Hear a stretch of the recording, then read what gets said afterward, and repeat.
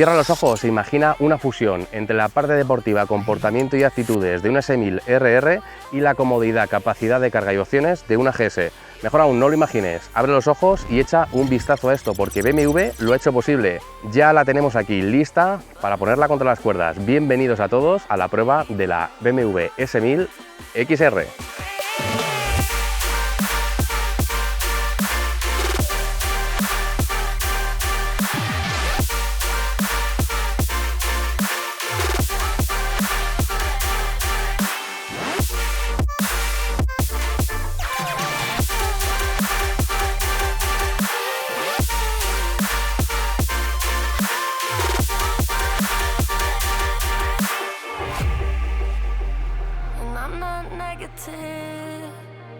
Just realistic.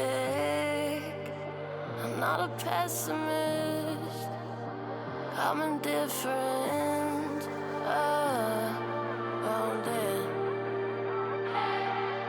We never see it coming when we try.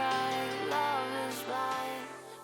Bien, antes de empezar vamos a despejar dudas sobre un punto que siempre preocupa muchísimo, la altura del suelo, y se sitúa en 840 milímetros, porque me cogéis como referencia, con mi 1,80 llego con los dos pies sin ningún tipo de problema, pero bueno, es una moto alta, no llego excesivamente sobrado. Como equipamiento adicional tienen un asiento bajo que reduce la altura hasta los 820 milímetros. Y también tienen un asiento alto que la aumenta a 860. Este tiene un mullido adicional, ¿no? O sea, es más confortable. O incluso también tenemos el asiento M, que se queda en estos 840, exactamente igual que este, ¿no? Si aún tienes problemas para llegar al suelo, tienen un kit de reducción de altura que tiene un coste de 250 euros, si no recuerdo mal, y combina una suspensión rebajada junto con el asiento bajo y reduce la altura del suelo hasta unos impresionantes 790 milímetros. Será por opciones en BMW. Y siguiendo con las opciones, está disponible en tres colores: rojo como color base con un precio de salida de 21.000 euros, completamente negra con denominación triple black y un coste adicional de 487 euros, y una última variación en los característicos colores de BMW, que además de cambiar el esquema de color, comprende un paquete adicional de equipamiento con denominación M, que incluye llantas forjadas, asiento específico, silencioso firmado por Akrapovic, cadena M Endurance, cúpula deportiva y batería de litio. Su coste, 3.257 euros. Una obra maestra por parte de BMW en muchísimos sentidos. Han conseguido hacer una moto que alcanza a cubrir unas necesidades impensables y aparentemente opuestas, además de una forma brutal. ¿Qué ganas tenía de hincarla al diente? Pero bueno, ya estamos aquí, no me enrollo más y llega el momento de ponernos a sus mandos.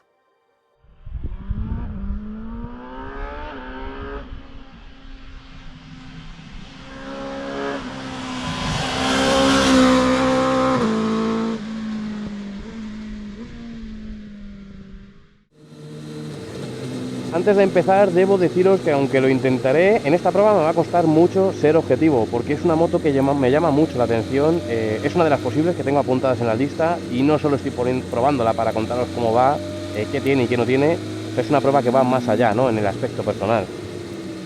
En cuanto a ergonomía, encontramos una posición relativamente cómoda y con matices. Una posición erguida, muy tipo trail, pero sin esa elevación del manillar tan pronunciada.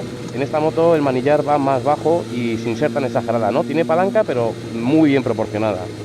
Tiene cierto ataque a los mandos, pero siempre con esa base que no modifica ni compromete la comodidad en cuanto a posición del cuerpo. El asiento parece diseñado para ir como un palo en la moto, o sea, te recoge perfecto, pero quizá demasiado, ¿no?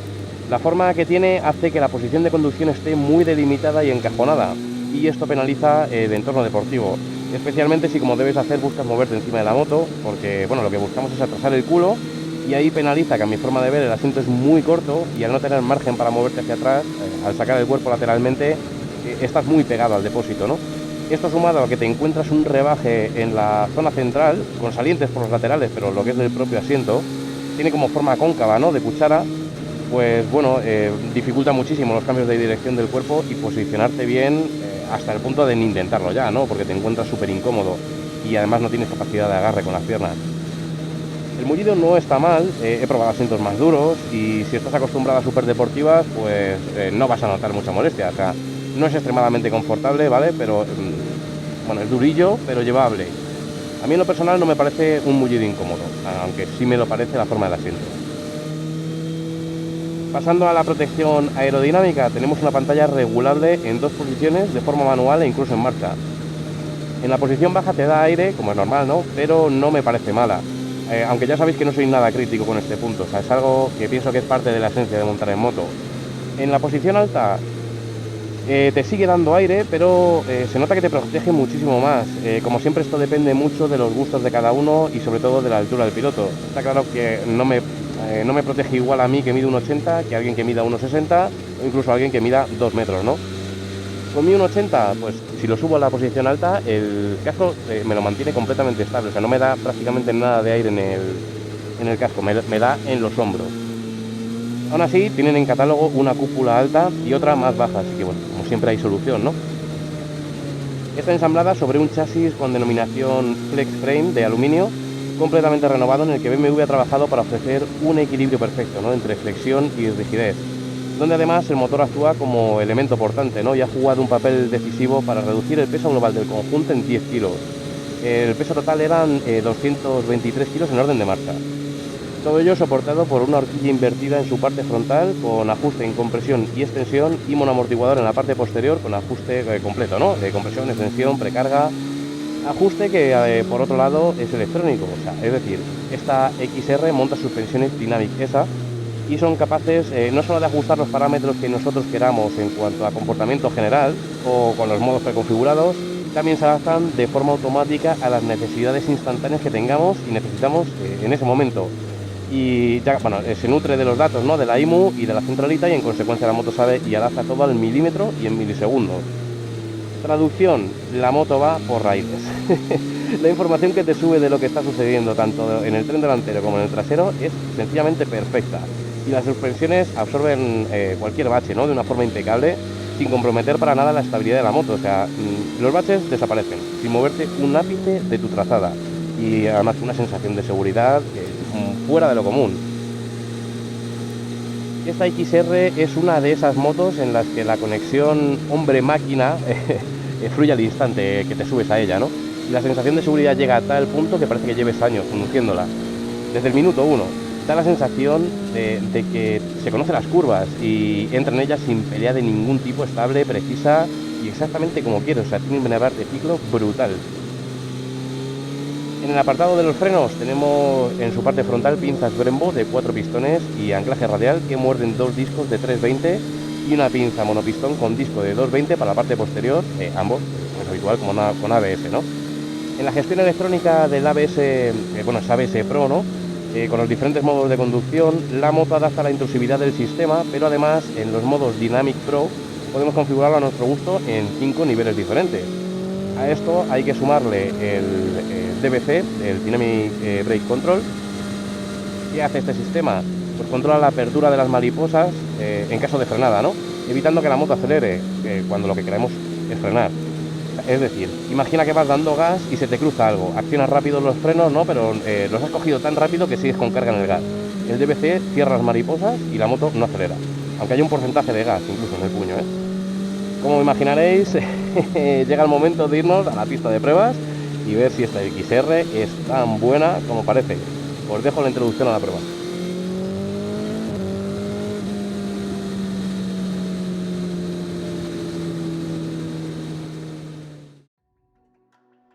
Bien, vamos a hacer una prueba de frenada de emergencia y una breve introducción al por qué hacemos esta prueba y qué detalles, ¿no?, vamos a encontrar en ella. Lo primero que quiero explicar es que, bueno, no se trata de ver la distancia de frenada, sino de comprometer la estabilidad de la moto al extremo, ¿no?, en las peores condiciones que podemos encontrar. Sobre todo para ver actuar los asistentes y poner contra las cuerdas todo el conjunto y la electrónica, ¿no? El primer punto a destacar es que tenemos una zona en pendiente con un 4% de caída aproximadamente, por lo que, bueno, agravaremos las inercias que pueda tener la moto. La prueba la realizaremos a 120 km por hora, la velocidad máxima en autopista y en el sentido de la pendiente. Cuando lleguemos al punto de frenada clavaremos únicamente el freno delantero, por lo que, bueno, forzamos la transferencia de masas, ¿no?, y hacemos que sea más fácil que la rueda trasera se levante. Y por último, unos metros después de esta zona de frenado tenemos el punto clave. Se trata de un desnivel en el asfalto que además tiene una grieta sellada con alquitrán que, como sabéis, el agarre es mínimo cuando pisamos este tipo de superficies. Y en este momento todo el conjunto se encuentra al límite, ¿no?, la suspensión en su compresión máxima, el neumático delantero con toda la carga de la frenada y el ABS a punto de saltar. En este preciso instante es cuando desestabilizamos todo con esa caída adicional en el asfalto, que hará variar la compresión de la horquilla y agravando aún más la pérdida de tracción del neumático delantero con esa línea sellada con alquitrán. Al saltar el ABS y acto después volver a esa situación límite, las motos tienden a levantar la parte trasera y en ese punto es bueno, donde veremos actuar pues toda la electrónica, ¿no? Vamos a ello.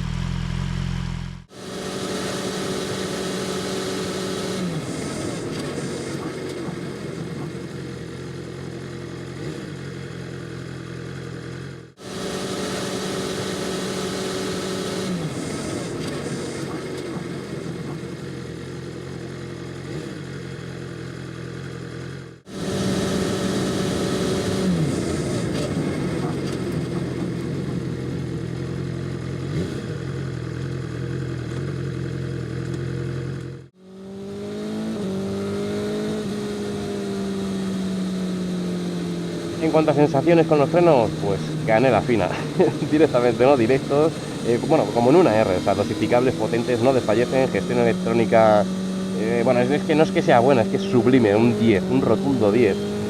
Hay algo que destaca en esta XR y es la facilidad que tiene para todo, ¿no? Es una moto que sobre el papel puede dar miedo, o sea, pero sin haber entrado aún en el motor, ¿vale? Os tengo que decir que es tan fácil de llevar y da tantísima confianza, es tan eficaz que te parece hasta poco. El cuerpo de verdad te pide más potencia, o sea, que la moto sea más radical. Bueno, tampoco me quiero adelantar, ¿no? Vamos con la chicha. Propulsor de 999 centímetros cúbicos que entrega 165 caballos a las 11.000 vueltas y 114 Nm a poco más de 9.000, 9.200 y algo creo que eran. Un motor que parte de la plataforma de su hermana más radical y deportiva, ¿no? La S1000RR, al que han montado bueno, una caja de cambios diferente y dulcificado un poco con electrónica. Es un motor, bueno, ¿cómo decirlo? Podemos volver sin problema al comentario que he hecho hace un momento, ¿no? De la facilidad de uso. O sea, esto es bueno en muchos sentidos, pero por otro lado te deja un sabor agridulce, ¿no? Por un lado tenemos una parte muy positiva y que a mí personalmente siempre me molesta muchísimo. O sea, en motos que pecan de esto y es la entrega de potencia brusca. O sea, te pegan un tironcillo, ¿no? Y esto cuando vas fuerte, pues te descoloca un poco, ¿no? Llegas a acostumbrarte, pero a mí personalmente, oye, me molesta mucho. Bueno, pues en esta XR ese punto debo decir que me pone los pelos de punta, me emociono y todo, de lo fino y suave que es.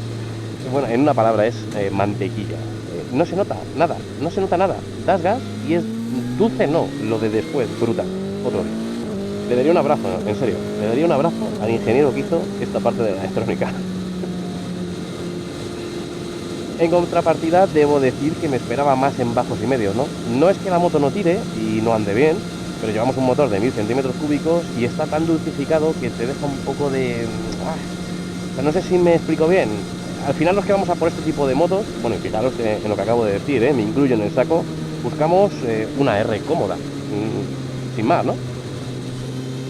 Tiene su parte buena, o sea, hay que ser positivo, y es que cuando vas suave ruteando y rodando tranquilo, pues es una maravilla. En medios hay un periodo de transición, ¿no? Hasta las 6.000, 7.000 vueltas aproximadamente, donde la cosa ya empieza a cambiar, pero siempre de una forma muy lineal, suave y progresiva. Ahora bien, amantes de las deportivas. A partir de ahí, liberas a la bestia y sale el demonio que lleva dentro. O sea, la electrónica se abre y aparece una rabia que no descansa y empuja como un avión hasta el infinito.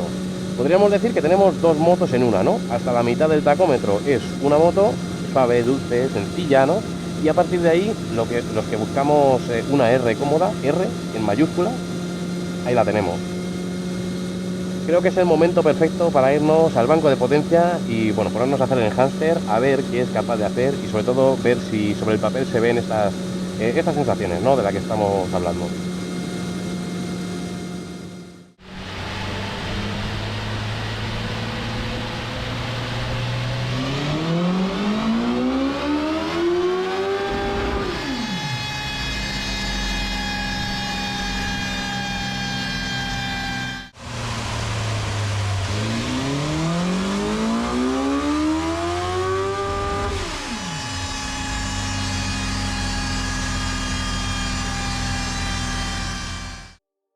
Bueno, pues ahí tenéis la gráfica. Realizamos 3 lanzadas, las 2 primeras en modo Sport y la última, que es la que pone 2025, en modo Dynamic Pro.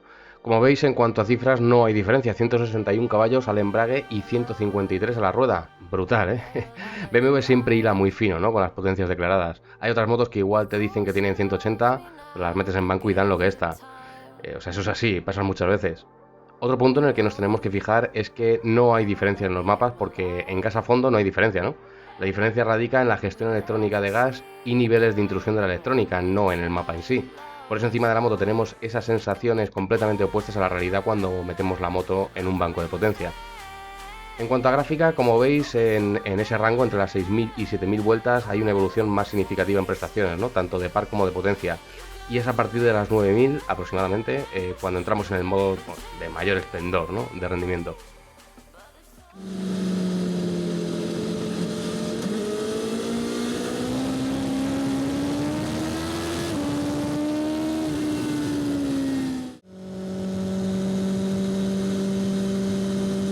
Todo esto de lo que estamos hablando realmente no supone un problema. O sea, a mí inicialmente me dejó un poco shock, tengo que ser sincero, pero por el concepto de moto que yo tenía en la cabeza, ¿no? Quizá me condicionó demasiado pensar que sería más radical, pero estamos hablando de un concepto perfecto y ese aspecto radical está en la parte alta. ¿Me hubiera gustado un motor más lleno abajo? Sí, pero bueno, también hay otras motos, incluso competidoras suyas, que dices, ostras, esta es más explosiva abajo, ¿no? Pero es que arriba es humo, arriba no tiene nada. Y esta es dulce en la parte baja, se puede rutear muy suave, bajando el consumo y rodar tranquilo. Y si le quieres pegar un susto a una R, es que solo tienes que subirla de vueltas. Y ya os digo que el susto se lo llevan, o sea, anda, anda mucho, mucho. Hablando de competidoras, me viene a la cabeza las pruebas de aceleración y bueno, la duda me está consumiendo, así que no podemos dejarlo en el aire. Vamos a la pista de pruebas y a realizar las dos pruebas de siempre. La primera, una aceleración desde parado hasta los 120 y la segunda, una recuperación en tercera desde los 40 hasta los 120. Veamos qué es capaz de hacer.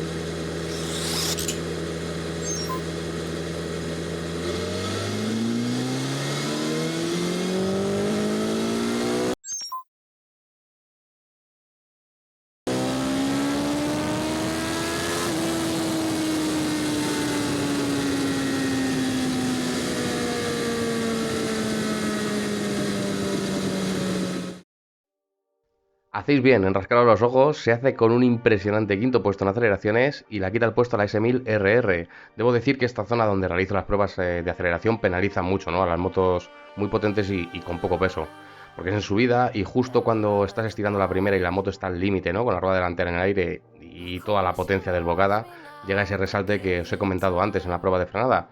Y esto hace pues que todos los asistentes se echen las manos a la cabeza, ¿no? Pero bueno, que para eso lo hago aquí, o sea, más que para ver los datos, que también es, bueno, por intentar que veáis en el vídeo cómo actúa la electrónica y para ello no queda otra que buscar el límite. Aún así, tengo que decir que de las 3 o 4 lanzadas que hice fueron todas prácticamente clavadas, o sea, que es una moto fácil, ¿no? Se levanta, pero aún con todos los controles al mínimo, repites y sale de prácticamente la misma marca. En recuperaciones la cosa cambia, llega a un octavo puesto, que no está nada mal. Aquí no tengo los datos de la S1000 RR, es una pena. Pero bueno, aquí sí se nota, ¿no? Que en la parte baja la falta chicha. ¿Qué ocurre? Pues que la prueba empieza a las 2000 vueltas y cuando llegamos a los 120 vamos a 8000, ¿no? La parte buena empieza a partir de ahí. Entonces, bueno, esto la penaliza, ¿no? En toda la prueba.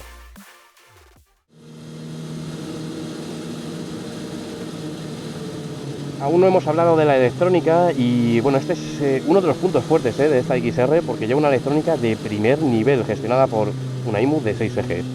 Entre los asistentes a la conducción lleva embrague antirrebote, como era de esperar, y metiéndonos ya en electrónica, 4 mapas de motor, Rain, Road, Dynamic y Dynamic Pro. Cada modo de conducción, como es habitual, cambia parámetros en todos los niveles de intrusividad de los controles, ¿no? Y cambia también la entrega de potencia, reacción del acelerador electrónico y demás.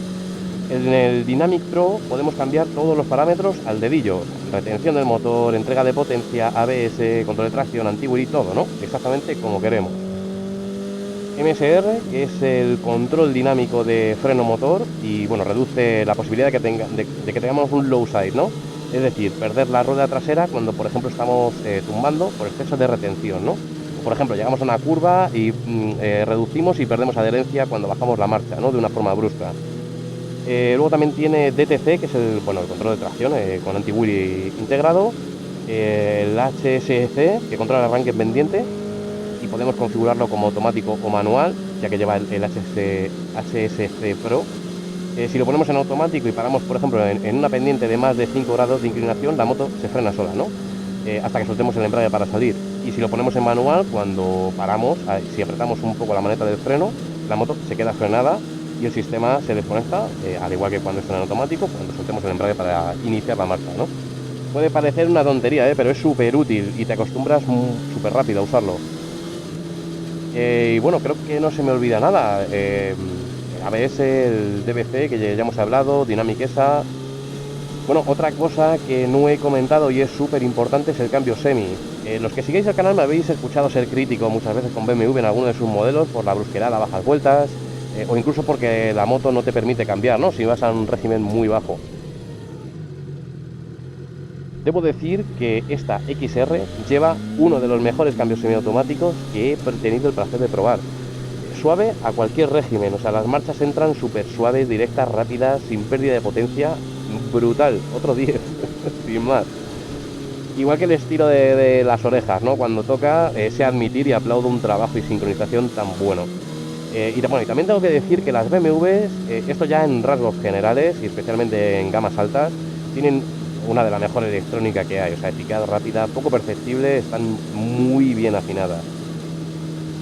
Un cambio en relación a su antecesora es la relación de cambio en la cuarta, quinta y sexta marcha, que son más largas en esta versión, y esto permite bajar las revoluciones y en consecuencia el consumo. BMW da unos datos oficiales de 6,2 litros a los 100, que junto con sus 20 litros de capacidad de depósito nos da una autonomía aproximada de 320 kilómetros, creo que eran. Así que bueno, también vamos a probarlo. Ponemos los parciales a cero, velocidad constante de 120 en autopista y vemos qué consumo somos capaces de sacarla.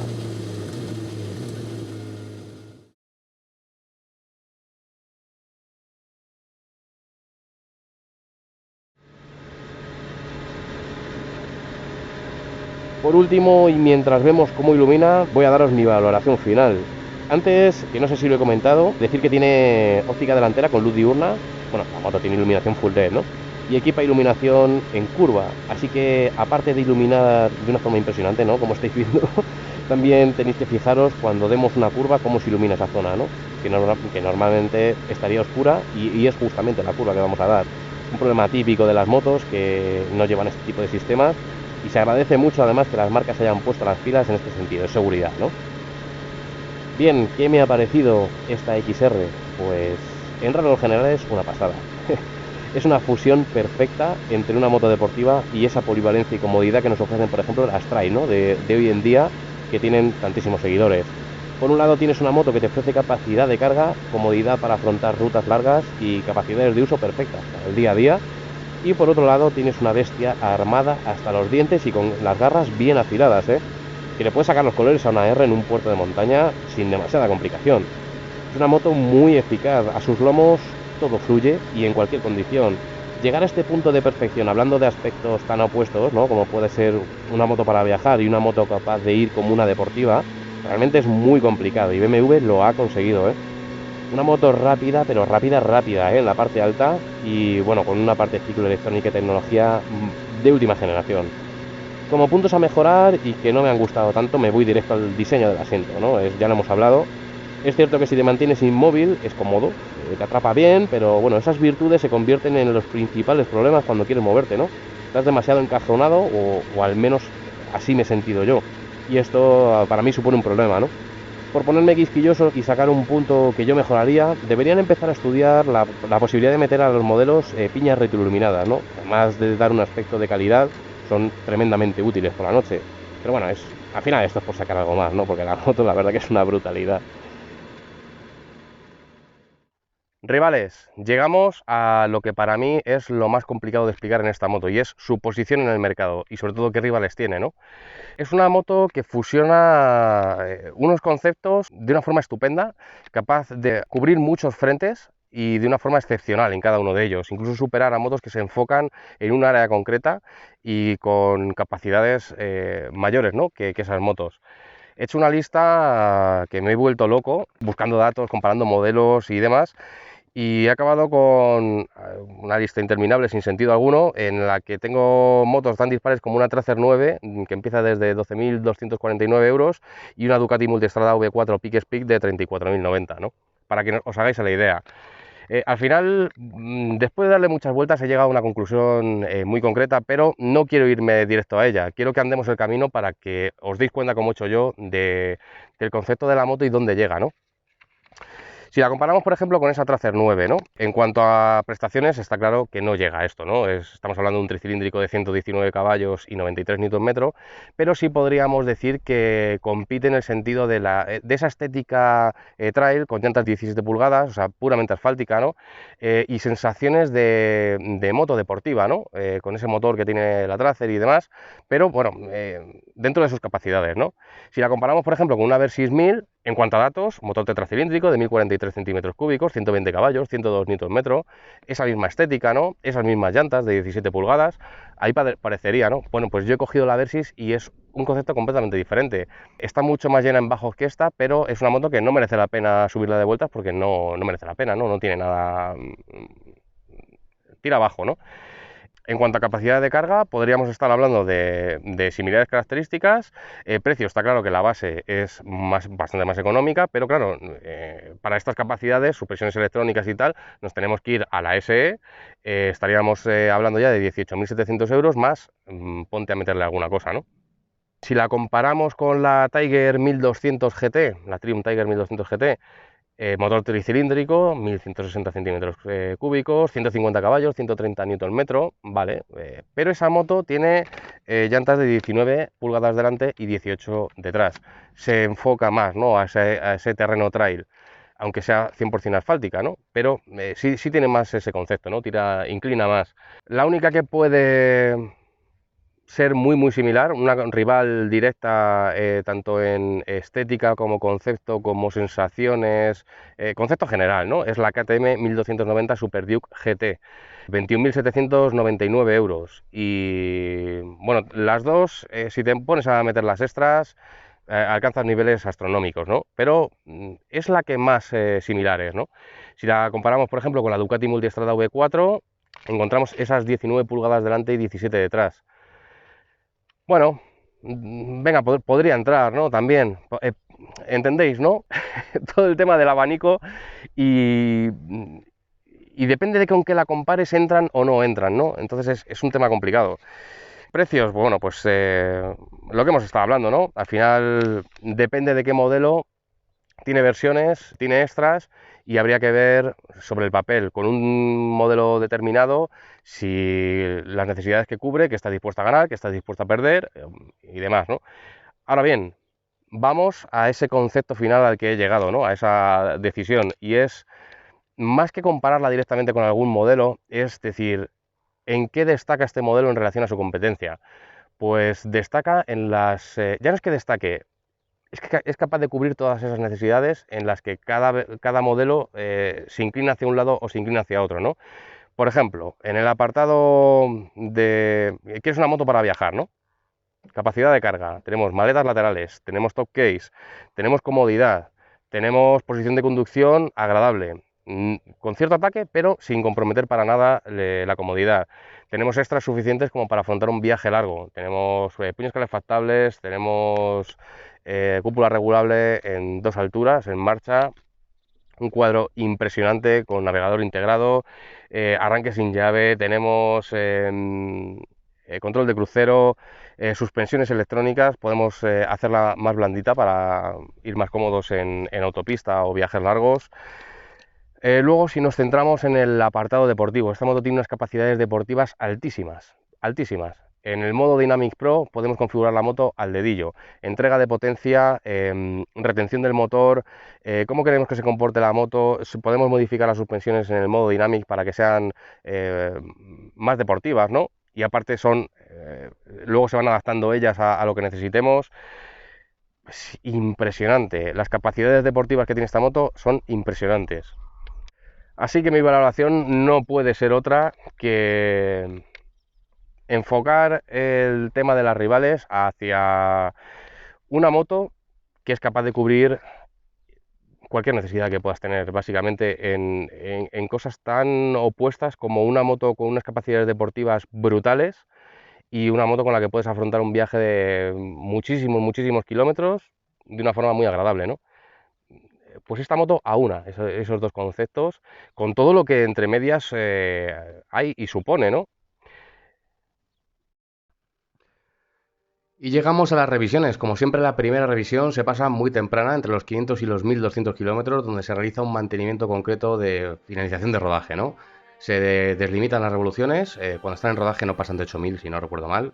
Se realiza una prueba de diagnosis y se cambia el aceite, filtro de aceite y realizar diferentes comprobaciones en partes concretas de la moto, frenos y cosas así, ¿no? Sobre todo verificar que todo está en su sitio.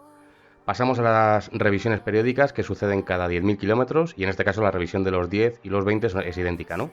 Después serían la de los 40 y 50, 70 y 80 y, bueno, y así sucesivamente. Revisión sencilla, cambio de aceite, filtro de aceite y filtro de aire, un mantenimiento normal que lleva pues, cualquier moto. Cada 30.000 llegan las revisiones gordas, a los 30, 60, 90, ¿vale? Cambio de aceite, filtro de aceite, comprobación de válvulas y ajustes, si fuera necesario, fases de distribución, cambio de bujías, filtro de aire y aceite de la horquilla. En cuanto a los precios, son orientativos, ya sabéis que pueden variar, ¿no?, de una zona a otra, e incluso, por ejemplo, la de los 30.000 no es lo mismo que solo haya que revisar a que haya que hacer el reglaje y cosas así, ¿no? Pero bueno, para que nos podamos hacer una idea. No me parecen descabellados ni los mantenimientos, ni los periodos de mantenimiento, y los precios son de un concesionario oficial de BMW, o sea que otro punto positivo, ¿no?